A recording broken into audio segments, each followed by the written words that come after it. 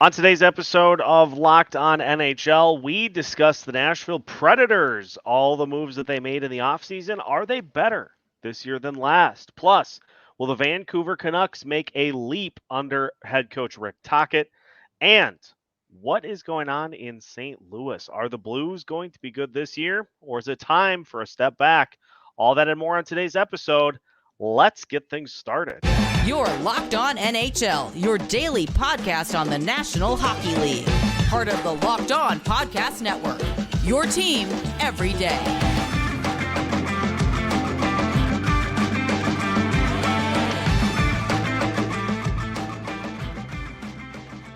And welcome into a Western Conference Tuesday edition of Locked On NHL, part of the Locked On Podcast Network, your team every day. Thank you, as always, for making Locked On NHL your first listen each and every day. Make sure you subscribe on YouTube and your favorite podcast platform so you don't miss out on any new episodes throughout the course of the week. Today's episode is brought to you by FanDuel Sportsbook, official sportsbook of Locked On. Make every moment more. Right now, new customers can bet $5 and get $200 in bonus bets guaranteed. Visit FanDuel.com/LockedOn to get started. On today's Western Conference Tuesday edition of Locked On NHL, we continue our big question series talking about the Nashville Predators, the Vancouver Canucks, and the St. Louis Blues to try to get a sense of where each team is at heading into the start of the season. My name is Seth Toupal, host of Locked On Wild, joined by my co-host for our Tuesday edition of Locked On NHL, Nick Morgan of Locked On Predators. Nick, we are getting down to the end of this little roller coaster that we were on with big questions of every Western Conference team, which means that, again, we are right down to the end of the preseason. Regular season is just about here. We've already seen some great preseason hockey. The Australia games were super fun to watch. Really cool seeing Logan Cooley get his highlight reel first goal. And also, can I just point out, also hilarious to see a team has already lost 10-0 in preseason action. So, boy, return to actual hockey has been fantastic. Let me tell you, Seth.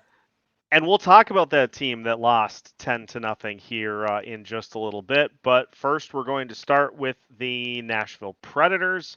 And Nick, you're going to be well-versed in this discussion. And so I'll start with my question heading into the season. And really, it comes down to this. So the Predators made a ton of moves in the offseason. They bought out Matt Duchene.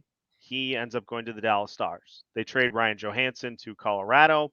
They bring in Ryan O'Reilly. There were a lot of moves made that Barry Trotz was trying to kind of retill the soil for this Nashville Predators team. Is this team better than the one that we saw on the ice last season? Are the moves that were made enough to get them closer to the postseason discussion? And by closer, I mean they barely lost out last year to get to the postseason. Mm-hmm. Are these moves going to be enough to get them into the playoffs this season? No. Quite frankly, no. It's going to come down to UC Saros, and if he has another just, put the team on its back performance. Here's the biggest thing, Seth, and I think the biggest question mark is the Preds didn't have a lot of scoring to begin with last year, and now they have even less of it. You got rid of Matt Duchene this offseason, who was your leading goal scorer last year, and also 2 years ago had 43 goals. You let go of Ryan Johansson, Mikael Granlund, Tanner Jeannot, Nino Niederreiter, Matthias Ekholm, Ellie Tolvanen, all guys that aren't on the team anymore that left midseason. The Preds have to replace 78 goals from last year. And remember, that was on an offense that was pretty bad. So that's over 38, I think it wound up being 38% of the total goal scoring from last year. Is the moves they made, is that enough? Like, is that enough to get back to where you need to be scoring at to be a legitimate NHL contender? Not even a legitimate contender, but just good enough to be in the playoff conversation. I mean, you would expect maybe Ryan O'Reilly takes the reins on some of it, but he's not really, a pure goal scorer.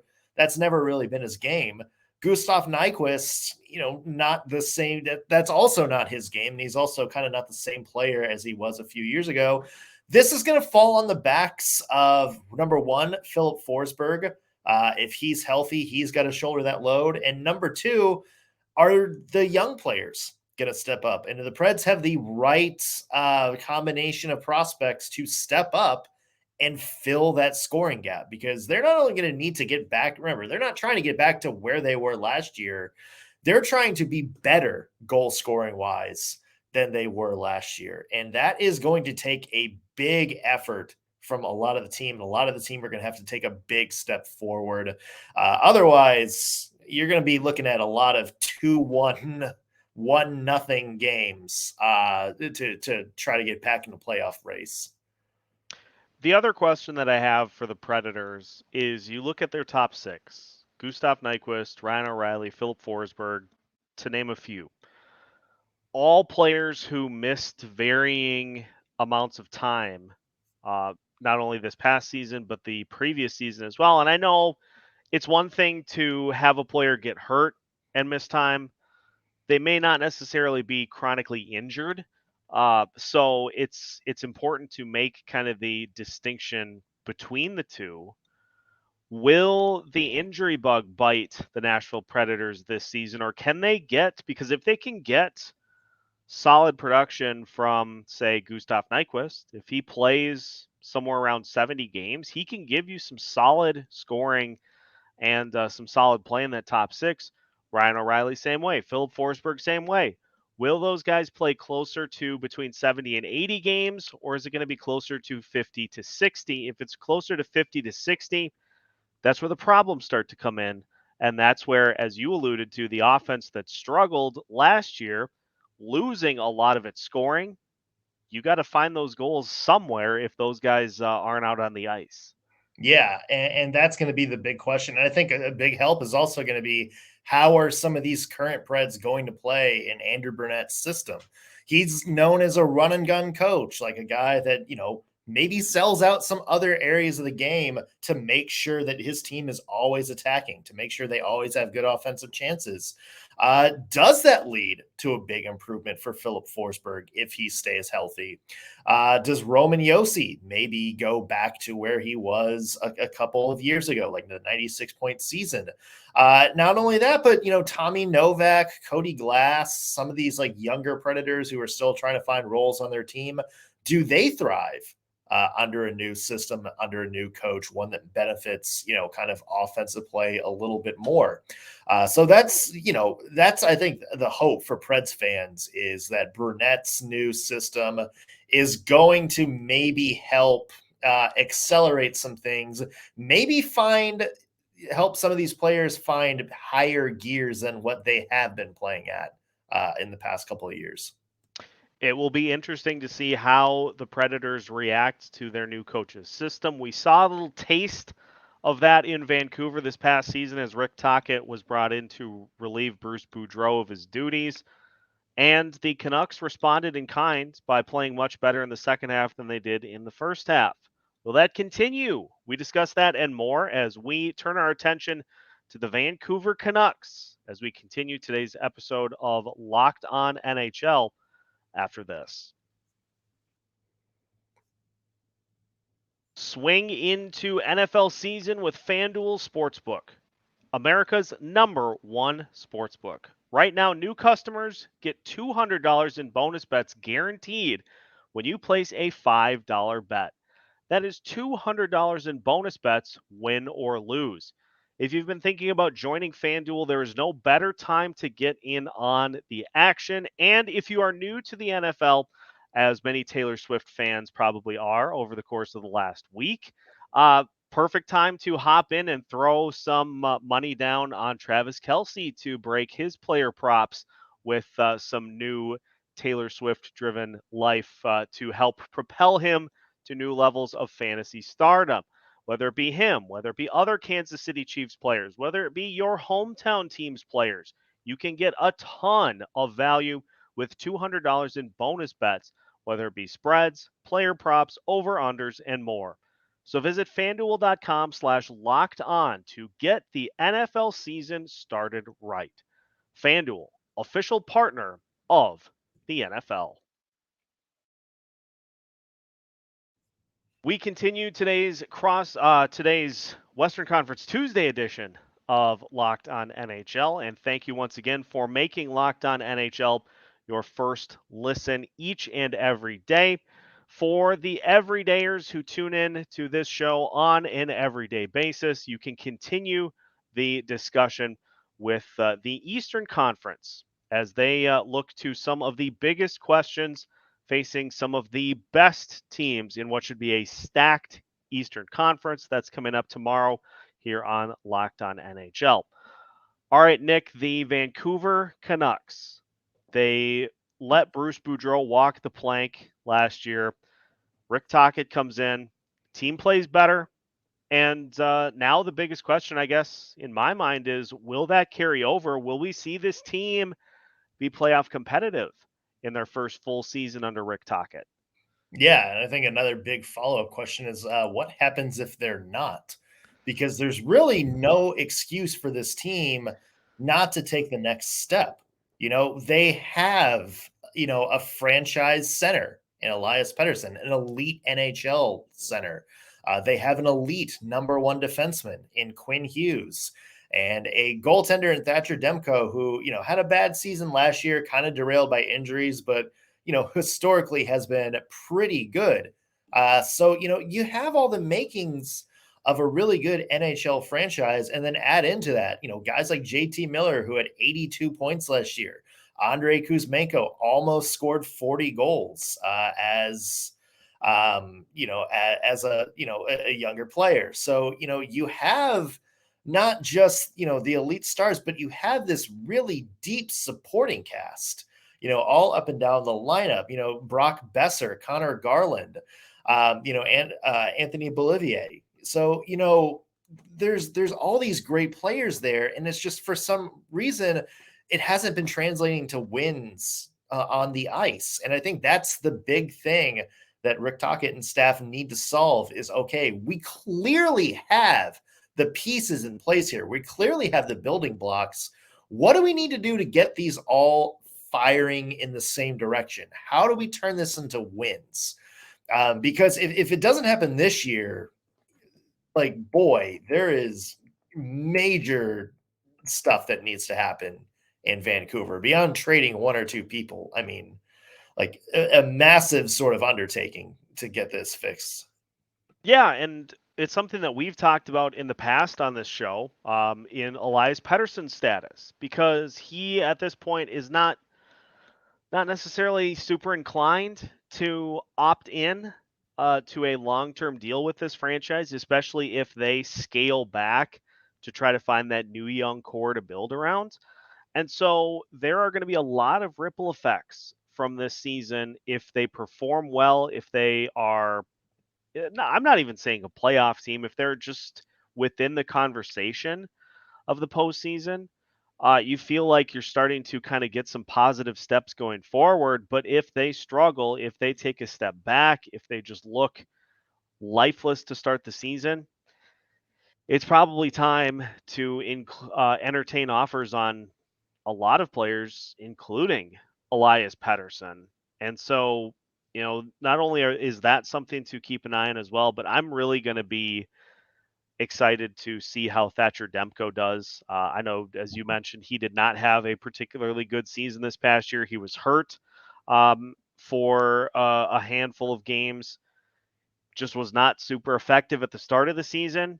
But let me tell you, he had a pretty darn good finish to the season under Rick Tocchet. And so it's kind of intriguing, the possibility that there might be something there that Tocchet can help try to unlock.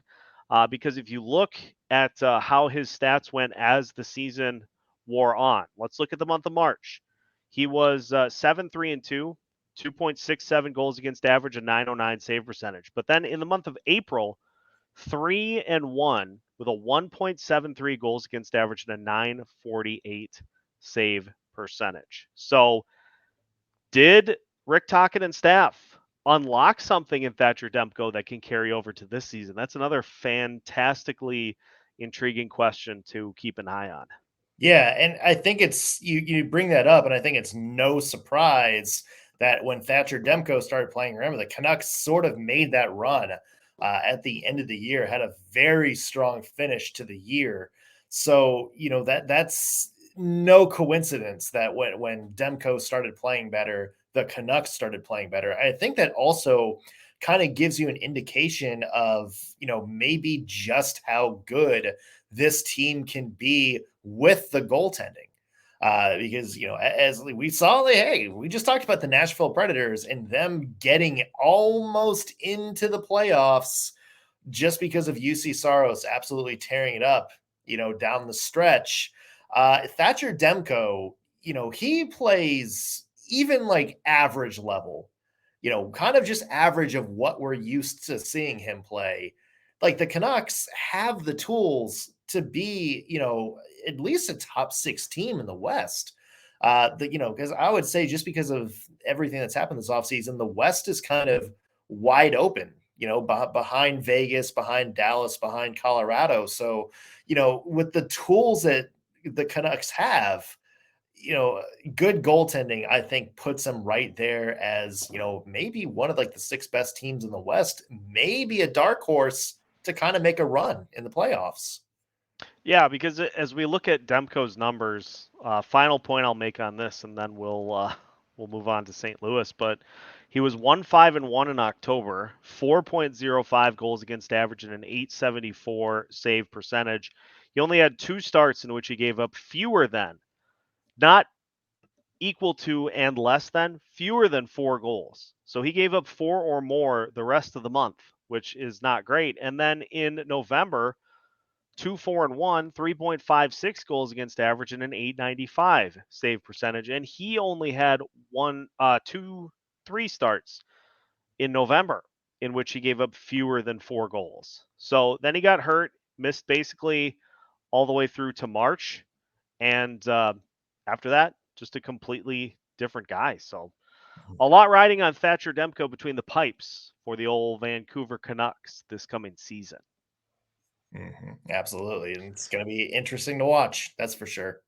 Well, let's finish by taking a look at the St. Louis Blues because I can't figure out what. There's a lot here. I can't figure out what. And so we'll attempt to figure out what is going on with the St. Louis Blues as we finish today's Western Conference Tuesday edition of Locked On NHL.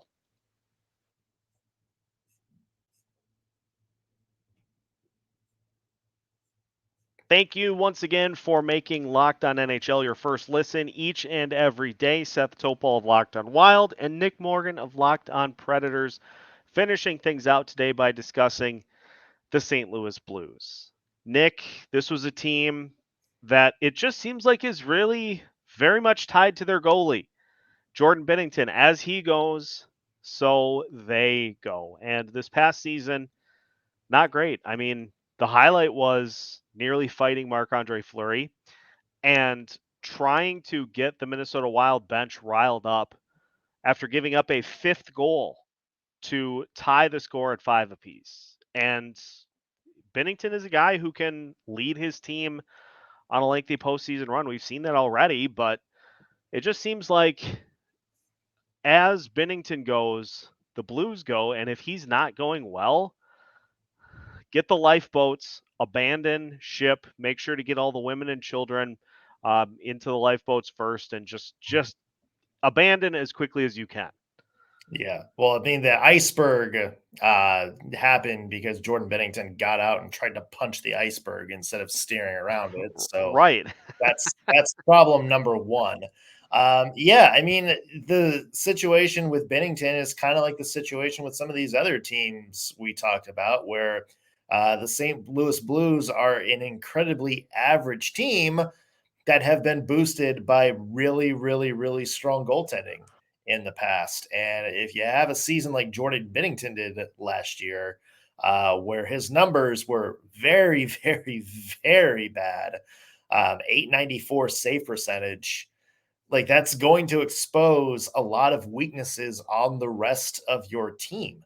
And that's, a situation the Blues kind of find themselves in because, there are like, good pieces like Jordan Kyrou and Robert Thomas, but, like Braden Shen is not the same player he was a couple of years ago. Pavel Buchnevich, Justin Falk had kind of taken a step back. Tarasenko obviously not there anymore. So there's another big hole on offense you need to fill. Ryan O'Reilly not there anymore.